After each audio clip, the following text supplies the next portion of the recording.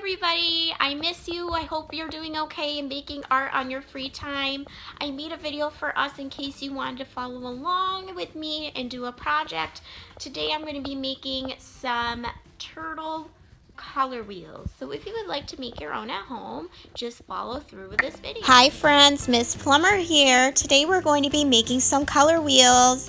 We're going to be learning about the tool that artists use when they're mixing colors. The color wheel helps artists figure out what colors they can get when they mix two colors together, sometimes even more than two colors together. Some color wheels have a lot of colors on them, and then some color wheels only have the basic colors, your primary and your secondary colors. We're going to be making a basic color wheel today using just those primaries and those secondaries. Alright my friends, the first thing we're going to need is a piece of paper and a round object to use as a stencil. With a black marker, we're going to trace around that object. Next, you're going to need some crayons and markers to color in with.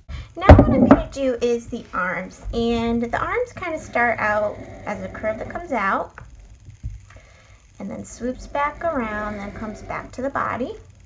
You're going to do one over here too. It's kind of like a really short candy cane almost. Then for the legs, it's just a curve on each side that connects to that circle. We're going to do a smaller one for the tail and a wider one for the head. Now for that inside of the shell, what you're going to do is an X. So you have a line that goes from one edge of your circle to the next. And then we're going to come over on this side and do the same over here. So we have a nice big X in the middle. Then what we're going to do is draw a line, one line just through the middle of that. Okay. Now in a color wheel, usually all your sides would be equal, but that would require a lot of measuring, and that's going to be really challenging for us to do. So it doesn't have to be perfect. Just start with that X and then draw one line through the center of that. Now what we're going to do is we are going to start on our color wheel with the first color and work our way. It's kind of like with reading. You start on one side and then you work your way in the other direction. The same thing goes with your color wheel. So you always start with what I call the superhero color. Okay, so what I'm going to do is at the very top, that top triangle, is I'm going to outline my shape. And then I'm going to fill it in. And I want it nice and bright. I want to take my time. So that first color, my friends, is going to be your primary color, yellow. Okay, so I have my first color done. Now it's very important that we now work in the same order as Mrs. Plummer, because when you're looking at a color wheel, there's certain colors that have to be placed in certain spots when you're using it as a tool. So we're going to be starting with the warm colors first. So now that we've had yellow, what are our other two warm colors? So we're going to go to the next darkest warm, and that would be your orange. So you want to find an orange crayon or marker, and you're going to outline that triangle. Now, what if you only have paint at home or chalk? Use what you have, friends. Okay, just because I'm using crayon and marker doesn't mean you have to. I'm trying to use things I think most of us will have. So as you notice, I went back in many layers. I stayed on the line, so you can't see any white showing through my paper. Now the next warm, we're missing one, is that darkest of the warms, and that's going to be our red.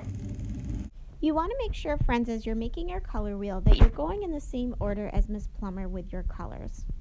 Now that I have my red, I have to do the next color, which is going to be a cold. That cold color actually has a little bit of red in it. Do you know what cold color has some red mixed into it? Perfect, purple. So now we're going to go in with some purple.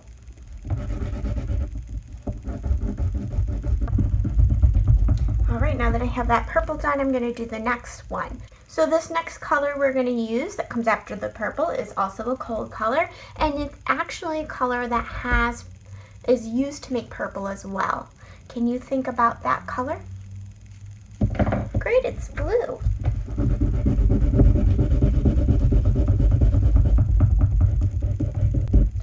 And then the last of our cold colors is green.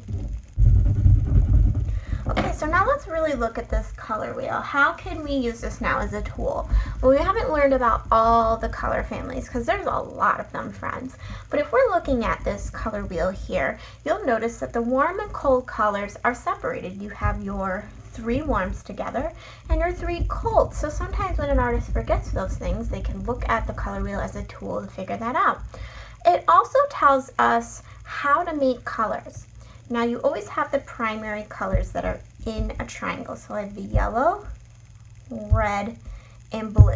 If I want to see what color I get when I mix those two, I just find them on the color wheel, and that color in between them is the color you're going to get. So right here, if I, for example, pick yellow, and I want to see what yellow and blue make, I just have to go in between them and I see that it makes green. What about if I want to learn how to make purple? Well, I have to find purple on the color wheel, and then I have to see what colors are next to it, blue and red. So that's going to make purple. So what's really neat, friends, now if you're doing any artwork at home over the break, you can look at this color wheel. If you need to make new colors, remember you always have to start with the primary colors. And again, it also reminds you what your warm and cold colors are. So now that I'm done and I've got my color wheel colored in, I'm going to go ahead and put a face on my turtle. And yours does not have to look exactly like mine. I'm going to color him in, and then I'm going to decorate the background. For my background, what I'm going to just use is some markers, and I'm just going to put some wavy lines to make it look like movement in the water.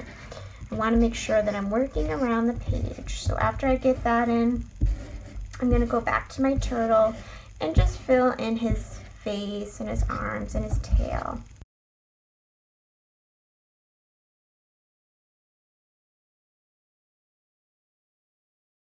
Alright friends, so that's looking great. Now I'm going to show you a little trick. You can leave the white areas white. You can even draw some fish, maybe some seaweed.